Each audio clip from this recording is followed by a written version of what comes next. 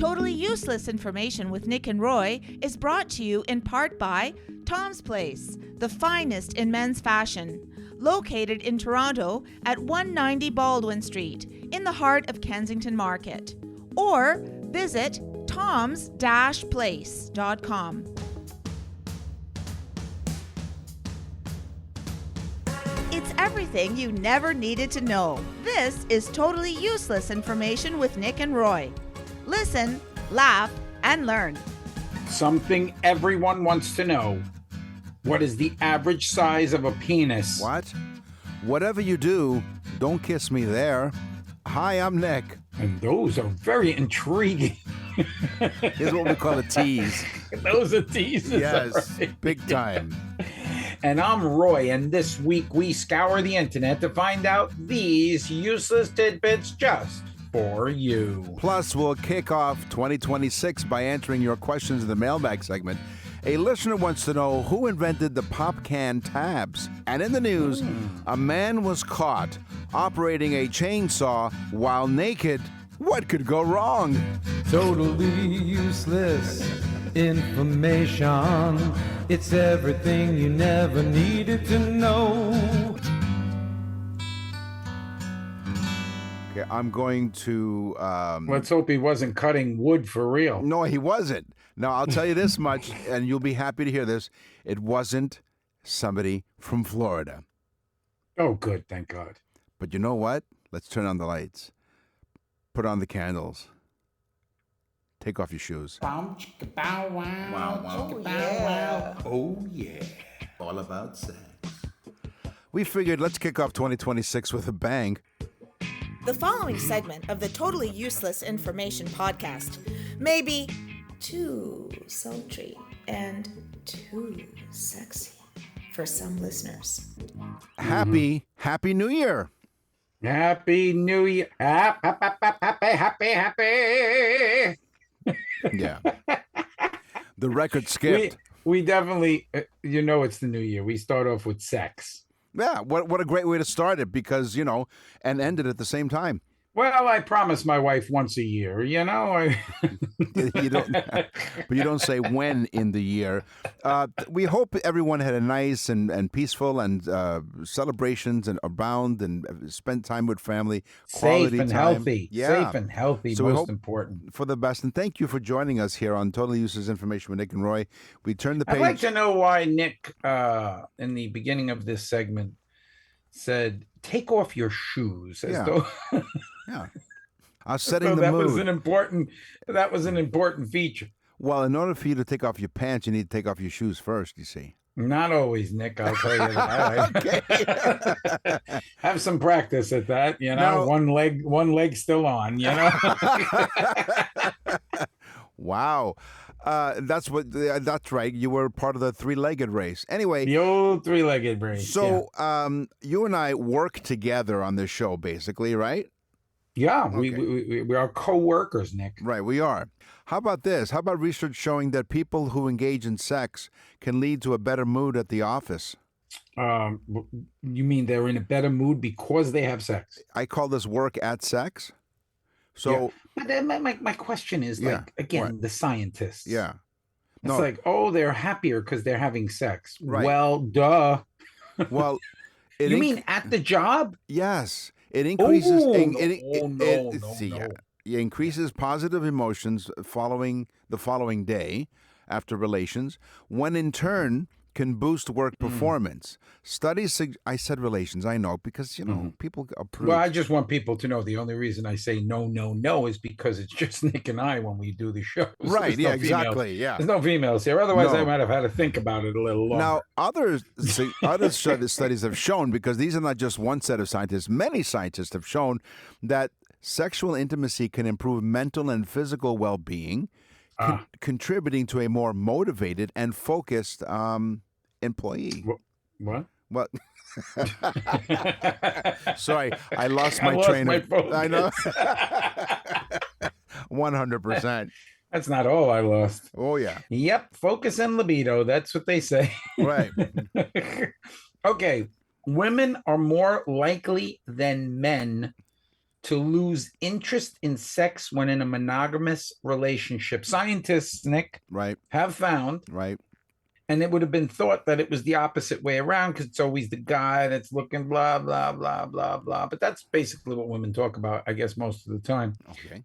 And in reality, it's women who usually can lose interest in sex with a monogamous partner within a year. 1 year. 1 year. 1 year. Oh. Men, it takes many years to lose interest. Can you imagine? But So these women yeah. are running about Right. after a year, bored with their man, But searching. What about that whole thing with a 7-year itch or something? Yeah, but if you get it taken care of right away with penicillin and stuff, it doesn't. There you go. Doesn't have a chance to, to kick in. Oh, yeah, 100%. Here's a question for you and the audience, Roy. Yes. Which is the most powerful? Where? Which is the most powerful sex organ? Ooh, The most powerful. Would it be the tongue? No. Well, it depends. Many researchers consider the skin to be the largest sex organ. Yes. But the brain. It is the largest organ in your body. It is. We know is. that from the show. That's right. From how many seasons ago, right? The largest sex organ is your skin, but the brain is the most powerful sex organ. Oh, really? Yeah. Because could you imagine if the skin is an organ and a woman just shakes your hand? It's like, wow, the most action we've gotten since, I don't know, what's this? It was January. Yeah, the old hand holder. What a grip. Yeah. Get a grip. Get Nick. a grip, yes. Get a grip. Women have what is called arousal non-conformation. Okay. What is that? It means that they are physically aroused, but not and may not be fully sexually aroused. Oh, okay. Yeah. Interesting. So, yeah. Basically, they are physically aroused, meaning I don't even know how to explain that. So does their brain is not engaged in, like, they're not in the mood, but their body says one thing, their brain says something else? I think a man needs to be physically and mentally aroused at the same time in order to perform their duties, correct? I think you're right. I think a lot of duties like it's a chore. Well, I said that to make it yeah, you did. less. You sure did. So yeah, I think they have studies that showed that women approach intimacy a different way than men do. Some are more cerebral. In Japan, it's surprisingly common for couples, especially in cities, to sleep in separate beds, or even worser, even different bedrooms. Worser? Is it worser? Even other bedrooms. Surveys show 26 to 40% of married couples in Japan choose this arrangement, valuing the uninterrupted rest that comes from avoiding disturbances like snoring or differing sleep schedules. My dad was one that separate beds. Same room. Right. But separate beds. Right. Okay. And being married 42 years. Yeah. I understand it. It's not about the intimacy or the being together. It's more, I think, about the sleep. Right. Sleep is important. Yeah. Yeah. So I don't have a problem with doing that. I've got that mastered, Nick. Yeah. And your wife tells us absolutely she has no problem. I went for a sleep apnea study and the doctor was mad. He was like, "You're snoring." Was that his name, Dr. Snoring? Dr. Snoring. Dr. Snoring. Yes. Yep. This is a subject that I touched on as my teaser. It is a subject that is very scary to men when asked the question, how big is a normal penis? When they ask me when I stop laughing. When they ask Nick, he's like 6.2 centimeters. Well, as we mentioned on the show, because up here in Canada where I am, we use the metric system. And so something that's 6 inches versus, 102 centimeters, larger number, it sounds larger. Yeah. Well, if it's 6.2 down here, it's probably 8.5 Canadian. Right, yeah. I know 6 inches is not 102. Okay, I'm going to look it up now for those like math purists. 6.2 inches, Nick. Okay. Okay. That was 6.2 inches is the average penis. I was upset at that at first, and then I saw it says erect. Ah. Okay. You know, but this is 6.2 inches. So, guys, you could probably feel better about yourselves. I do. Hopefully. Oh, no, I do. But 6.2 inches is 15.75 centimeters. Really? Yeah. Yeah. That's how Nick gets away with it. He's like 15, baby. Exactly. Unfortunately, other people turn that into millimeters. But anyway. Okay, how about this next one? Lower your voice. What? Researchers have found more white-coated people found convergence occurred in the session, even persisted after the participants that they studied completed this experimental task, which is changes happen automatically and unconsciously when an attractive partner, our voices and speech are modified to sound more attractive and alike. We found that both sexes use a lower-pitched voice and showed a higher level of physiological arousal when speaking to the more attractive opposite sex target. So they're like, hello, baby. Exactly. That's why Barry White, the late Barry White was so popular with the ladies. Remember Jackson? Nick and I knew a guy named Jackson. He would be like, gah, gah, gah, gah, gah. He would talk like that. And then he'd get on the phone and go, hello, baby. Yeah. Two completely personalities. Yeah. He had his phone voice. Yeah. Yeah. And the other, it wasn't really like one of those sex call-in hotlines or whatever, but the way he was talking to the other person on the other line, you're thinking, oh my God, I wanted to take my shoes off. Yeah. That's a little weird, Nick, but the shoes come in again. Yes, they do. Nick's taking his shoes off an awful lot. If he comes over your house and takes his shoes off, you know what his master plan is. Yes. Some scientists say some people with white coats. Now, I don't know if the white coats is because they were lab coats or the white coats were for us. I have been spoken to by these many scientists with lab coats and have said that the follically challenged men, it is very much like a solar panel for a sex machine. That's it. That's what your head is. Nick and Roy will continue with totally useless information. The Boxing Week sale is on. Hi, Nick and Roy for Tom's Place, telling you about incredible deals. Tom is fully stocked and ready with prices that you won't believe. First floor sport jackets are on a limited time. Get ready. 3 for 1. Did you hear that? Three jackets. Wait, 3 for 1? 3? Listen, this is no lie. 3 sports jackets for the price of 1. Tom's Place is amazing. Go ahead, Nick. But tell them more. Well, let me tell you more. Suits are on deep discounts. $249 on the first floor. Okay, the best part? Radio listeners of this show, totally useless information with Nick and Roy, and the podcast.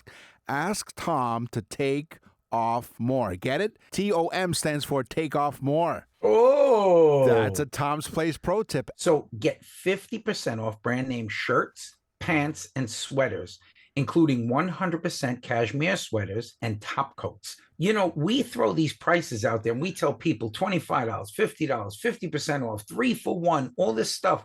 It makes it sound like it's bargain basement. The quality, top notch. For the perfect one-size-fits-all shopping, Tom has gift certificates. Get them a Tom's gift certificate.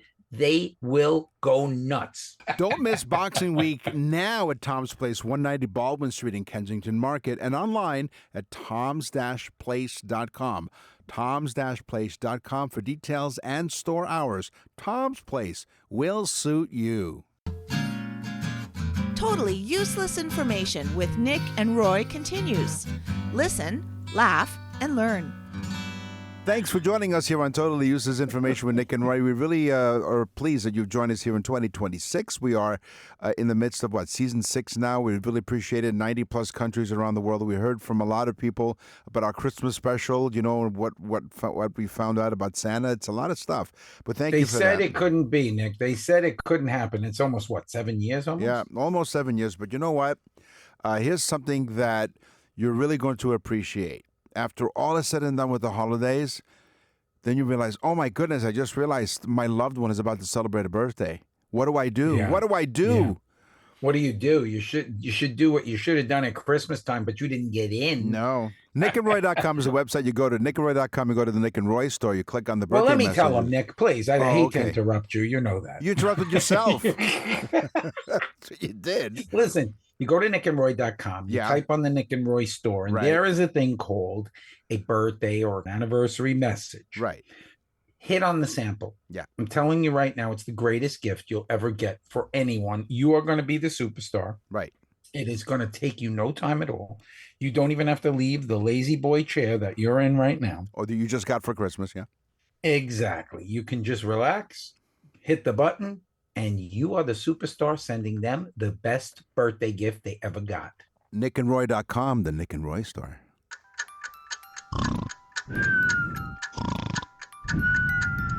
And now it's time for Totally Useless Information with Nick and Roy as they present Dreams. Wake up. Wake up. Dreams. What was that? No, I I told you I had no problem sleeping. Right. So we haven't done dreams in a while, so we figure let's just start off with the new year with a dream. Do you become illiterate? Do you become illiterate when you dream? I don't even know what that word means. Apparently, the language area. And I put my garbage in the pail. Right. I won't go there. Apparently, the language area of your brain is normally less active during sleep or this program. So most people are unable to read while dreaming. Reading a clock in a dream is famously difficult because the prefrontal cortex, which handles logic and time, is less active during sleep. Dreams tend to distort numbers, letters, and linear time, so your mind may not construct accurate representations of familiar objects like clocks. I wonder, too, if we see our dreams as a reflection, almost as though you're seeing a reverse in a mirror. It might make it harder. Oh, maybe. That's just something I threw out there, Nick, to it sounds really everyone into thinking that profound. We're really deep. Profound. And profound. Profound, yeah. You said profound? Profound. Is that another word? Like it is. Idiot? Listen, idiot. Idiot. That's a Spanish idiot. Idiot. Idiot. Yeah. Exactly. Okay. Why do get ready, Nick? Yes. You're gonna love this one. Why do prophetic? And I use that word, prophetic, sparingly, prophylactic. Right. I use these words because they're written in front of me. Right. He's good that way. But why do prophetic dreams often come true? Oh, well, tell us. So again, prophetic meaning like prophet, meaning you saw it ahead of time. Right. So prophetic. Premonition. You're going to learn to speak. Do you know how many people email us from other countries and say they use our program to learn how to speak English? Yeah. And then it's insane. What the beauty part of all that is they can teach us English too, like in return. Plus they can spend much more time having sex without climaxing. Right. Sure. Handily. Yes. This is a hands-on show. It is. Yeah. So why do prophetic dreams often come true? Okay. Because most of our dreams are our brains putting together scenarios that have already happened and are going to happen again. Oh. The brain is very pragmatic. Wow, we're just throwing them out there. Man. The brain is extremely pragmatic, so it is trying to fill in the story with things it already knows, very much like AI. Mm-hmm. It's just picking out of the file cabinet of things it knows. So, of course, a lot of them are plausible outcomes. Again, Nick, plausible outcomes. Man, you need like a wheelbarrow just to lift those words off the page. Yeah, that and the desensitized genitals. Oh yeah, 100%. they've been dragging late. So ever since 60, Yeah. Oh, I'm telling you, you're kidding me. They got skid marks, but not in the way that you thought. So this is very similar. This one I call "Do I Know You?" Have you ever had a dream with a person in it that whom you never seen before in your life? So a stranger. It may seem that way, but it is impossible. it is believed that the human brain is incapable of creating a new face while dreaming. So the faces that you see in your dreams, you may not know them, but you've seen their face at some point. You don't create a new face. I don't know if that's true, Nick. I think the brain has an ability to, again, fill in things. So maybe it'll use some things like the eyes of somebody you saw or whatever. Yeah. But yeah, I guess you did see that person before. It's just, again, it's putting it together like an AI image. By the way, Just using things. Yeah. And you're going to say that we don't use it, right? well, people have asked us all the time, like, do they stop you on the street and they say, do you use AI? Do they stop you? No, Nick, they don't. Okay. Must be just Nobody in Toronto. stops me on the street. In fact, police officers do not stop me at random checks. Yeah, exactly. Oh, it's you. Yeah, just keep You going. use AI, stupid? Yeah. People have asked us if we use AI in the show. No, we do not. We write our own scripts. We don't use. Yes, Nick. Yeah. Do you use AI, or is that just a dumb look on your face? And I'm not happy you asked that question. We don't use any intelligence on this show, artificial or otherwise. We use UI, which is useless information. Of course. It was thought that we only dream during REM sleep. And I Right. think we've actually discussed this We on did. the show. I think so. So what happened? They believe that we may dream in non-REM sleep, but these dreams have less detail and we have no real true remembrance of them. Thus, the reason why they think we don't, because there is brainwave and brain activity happening Right. during non-REM sleep. Maybe not for Nick, Hmm. but he has a problem with the brain activity to begin with. Right. Yeah. It's slow. It's slow. it's just slow. Yeah. It's slow.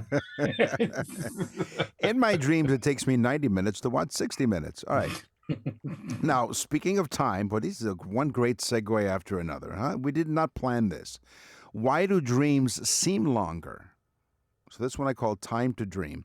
Study authors have proposed several theories to explain why dreams often seem longer than they really are. So one of the theories is that the brain activity might be slower, as Roy pointed out, in REM sleep. You're talking to me, right? Yeah. What? Compared with waking life because the brain is at a lower temperature.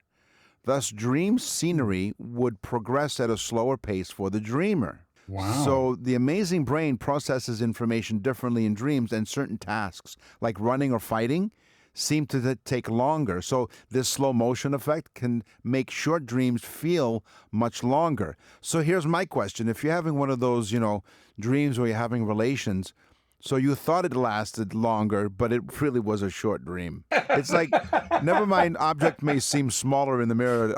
Dreams may seem shorter than Longer. you really think. Longer? They seem longer than you think. Sure. The long and short of it is, your dreams they feel longer than they are, much longer than this segment. I know you've probably never thought about this, but this one got me. Okay. Because I thought about it after I was reading about it, and then I said, I got to put this one on. Okay. The topic was your brain is the ultimate DJ. Oh, okay. Okay. But think about this. In a lot of, if not most of your dreams, there's a musical background. Oh. Our brain fills it in like a movie. When we watch movies, there's music happening behind the movies almost constantly, or in a large portion of the film, there's a soundtrack behind it. Well, our brain fits in the soundtrack behind it. And we just go about our dream as though it's not even happening, even though our brain is filling it in. Some people can remember the music in the background. Nick and Roy will continue with totally useless information. We're back with totally useless information with Nick and Roy. Listen, laugh, and learn. Is it hot enough for you? Heat, not being in heat, but heat can sometimes influence your dreams. Fever dreams is what they call it. Fever dreams are a curious phenomenon that many experiences when running a high temperature. As the body's internal thermostat rises due to illness, it can influence not only our physical well-being, but also our dream content. So if you think back to when you were sick and you had a fever or flu or something like that, and you dreamt, weren't the dreams more profound, more active? I I don't know what the word profound means. Okay. No, I'm joking. Yeah. No, I agree with you. Yes. Great. Yeah. So I think it's just really remarkable. So, and often I've heard about, if you want to sleep better, adjust the temperature in your bedroom, because some people like it hotter than others, and so having the right temperature as well, if you're comfortable enough where you fall asleep, and maybe if you're more relaxed, then your dreams won't be as impactful. I don't know. So that's interesting. Could be. Yeah. Or Temperature, useless. sure. Yeah. How many times do you wake up out of a sleep if it's hot or something, Right. Exactly. Are you hot in here, or is it just me? Nightmares, Nick. Yes. Nightmares may be a way. Now, think about this. When you're a kid and you go to touch the stove, your parents do what? They scare you because they scream at you, no, don't touch that, and right away there's like this shocking thing, and you know that there was something really wrong. Right. So it's like when your wife screams, sit. No. Yes. Now beg. Yes. That's what Nick does in the bedroom. Oh, yeah, exactly. Begging, yes. But nightmares, Nick, Yeah. may be the sneaky way the brain is teaching us. Oh. If you think about dreams normally stay away from the scary guy or the woman that doesn't seem right, or there's a bad situation. Don't go down the alleyway. Don't go in the attic. Don't go, right? All these things are in your scary dreams, and they are maybe also the brain's way of teaching itself to teach you physically what to avoid. So they could be a forbearance. We're throwing them out there now. Listen, did someone get you, like, for Christmas, like a word of the day or something, calendar? Yeah, my wife said, for Christmas, I got you a thesaurus. And I was like, do you have to use a salve for that? Yeah. Okay. I know we're not doing words. Words is one of the Is topics it a here. salve, Nick? Listen, is it a salve or a salve? No, it's an Audi. Listen, Salve. I think. Have you ever looked up thesaurus in a thesaurus? Is there another word for thesaurus? Wow. Get the team. Assemble the team. And she says, like in Anchorman, news team assemble. Useless workers assemble. And by the way, she says Happy New Year, and she says hello. All right, so there you go. So now that we've like completely drained your brain, thanks for joining us here on Totally Useless Information. Yes, right. On Totally Useless Information with Nick and Roy. And once again, we really appreciate everyone's support and feedback on our holiday programming. We had a Christmas special, which was kind of neat. And we also had the bloopers and best of, and people always enjoy that. So no, the bloopers, man. Yeah. Your comments are great, folks. So keep listening. Exactly. So in the meantime, let's go visit the courthouse. All rise! Totally Useless Information Court is now in session. This is Totally Useless Law Information with Nick and Roy. Objection. Overruled. I love that. Yeah. Fun. I like the sex, dreams, law. Yeah. These are good topics. They are. Great way to start the year. In Maine, have you been to Maine, Nick? No, I haven't. I've had the lobster, but never been in Maine. You've never been to Maine? Nope. Oh, Maine's a beautiful place. I've heard. I've been to a number of places in Maine. It's wonderful, wonderfully beautiful. Arcadia National Park is, if you folks have never been there, it's a destination. So do Arcadia National Park. There you go. Maybe I'll put some pictures on the newsletter. Maybe. In Maine, it is illegal to park in front of a Dunkin' Donuts. Really? It's a law that you cannot park in front of a Dunkin' Donuts. Now, maybe it's a good law. They make you maybe park a block away so you get some exercise after eating all those greasy donuts. Yes. But it is a law. You can get ticketed for parking in front of a Dunkin' Donuts. Now, there may be a reason for that, Nick. They have drive-through. They do. So maybe it's a parking issue. Yeah. Now, you're a world traveler, as you've explained. Have you? Oh, I'm a traveler, Nick. You are. The Where in the World is Carmen Sandiego was fashioned off of My Life. Was. So Roy, by the way, Roy does sing. If you're in the southwest part of Florida, go to musicbyroy.com, musicbyroy.com, and he'll let you know, the website will let you know where he's singing next. When I sing, people tell me to sing Far, Far Away. I'm not sure if it's the name of the song or a geographical location. Yeah. And Nick doesn't sing with a group. People prefer him to sing solo. Right. Again. Solo, they can't hear him. Exactly. Okay, so if you ever visit Japan, so in your travels, when you visit Japan, don't do this. This is the second time you've brought up Japan, Nick. Yep. Are you turning Japanese? No. I just had a lot of sake. Sake. Or sake. Sake, whatever. I was watching sake. Are you getting massages again? Yes. Okay, how about this? No dancing after midnight in Japan. Japan once had a law prohibiting dancing in public spaces after midnight, originally aimed to curb prostitution. Dances were forbidden in nightclubs. Dancing and prostitution. Right, yeah. Because I guess prostitution was rampant after midnight.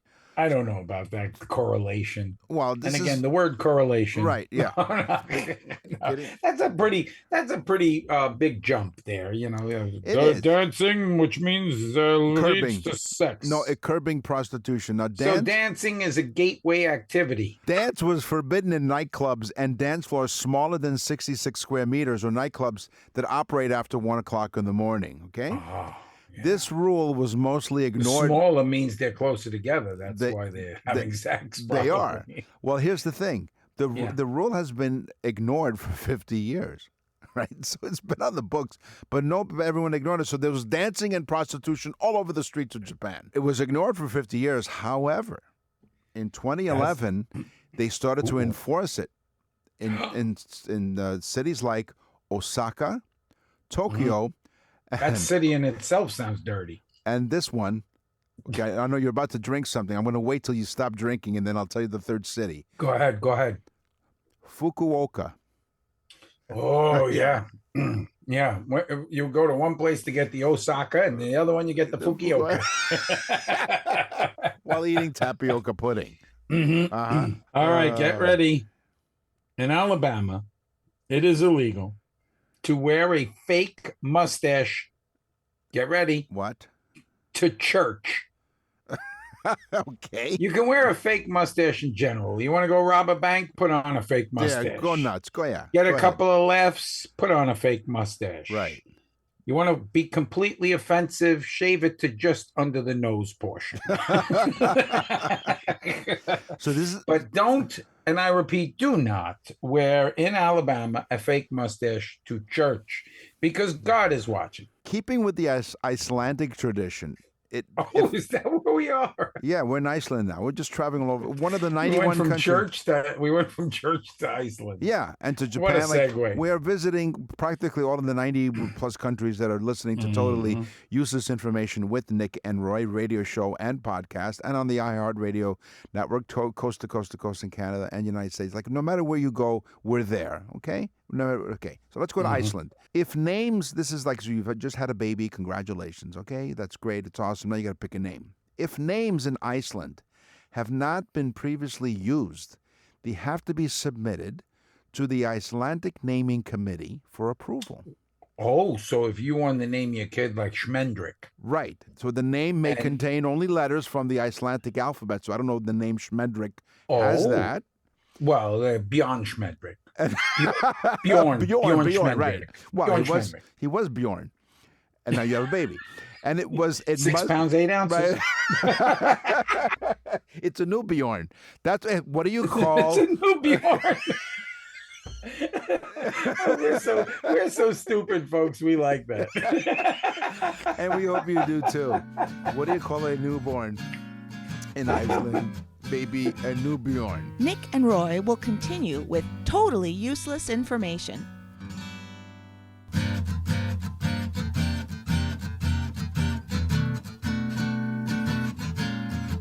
You're listening to Totally Useless Information with Nick and Roy. Listen, laugh, and learn. What's in the mailbag? What's in the mail?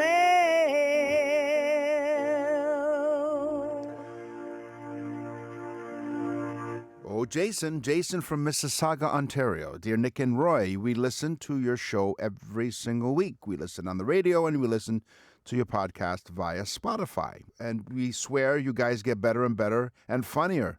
Okay, thank you. Thanks for the laughs. You're welcome. Here's my question. Jason's asking, he remembers when the tops of soda pop cans had a pull-off tab and detached from the top of the can. Do you remember those? Yes, the pop tops Right.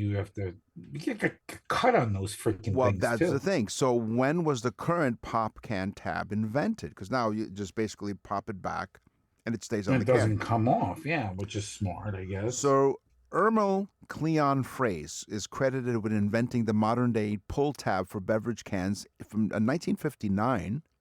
The initial pull tab design was later improved in 1977 by Phrase himself to the stay tab design, which remains attached to the can, like I mentioned, and it prevents it from becoming a choking hazard. So, of course, yeah, his pull tab design was patented in 1963 and sold to Alcoa. They manufacture aluminum cans, right? So there's your answer, Jason. Phil from Ashio Down Under. Yes. He writes, now that's funny. For who? He writes, take some lessons. Uh-oh. Wait a minute. I don't like this guy already. Yeah, Phil, from a third grader, okay? Yeah. Yeah, we've graduated to the fourth grade now. On the show today, we talked about sex, we talked about dreams, we talked about laws. It's time for the news. And now, from around the corner and around the world, this is TUI News. Throwing caution and his clothes to the wind, 66-year-old Minnesota man, not Florida.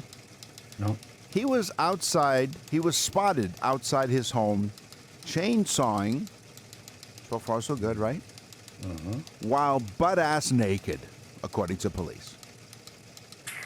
Okay. What was his reason for this? So the suspect was frequently spotted in his altogether by neighbors. I never understood that expression. So he was naked, fiddling around with his wood.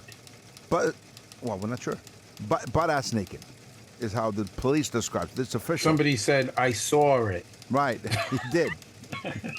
What did he see? He saw what he saw. Paul Severinson. Paul severed something. Severson was charged with disorderly conduct in connection with alleged nude displays. So wait a second. His name is Paul Severinson? Paul Sever. Paul. Paul Severson. So he's outside cutting the wood. Butt naked. And the police come. Well, because they were called, and he was charged with disorderly conduct in connection with alleged nude displays outside his residence in the city of Lake Crystal, Minnesota. So he was on his own property. Yes, but he was displaying his own property as well. Well, that was the problem, which is why they disorderly conduct. So, and why with the chainsaw though? That's what gets me. I mean, I could see if he was sunbathing or just a freak to begin with, but he goes out with the chainsaw and says, "Let me just get naked and handle a violent tool." Right. Exactly. Well, he is a tool, apparently. He's a tool. So let's figure out. So after interviewing multiple witnesses, the sheriff's deputy observed that nude Severson appeared from beside a shed. Oh, so he was behind the shed at that point. Beside the shed, not behind the shed. He had shed his clothes already. Right. He shed his clothes, and he stood beside the shed. Right, exactly. And the cop shed it here. Right. Paul Severson.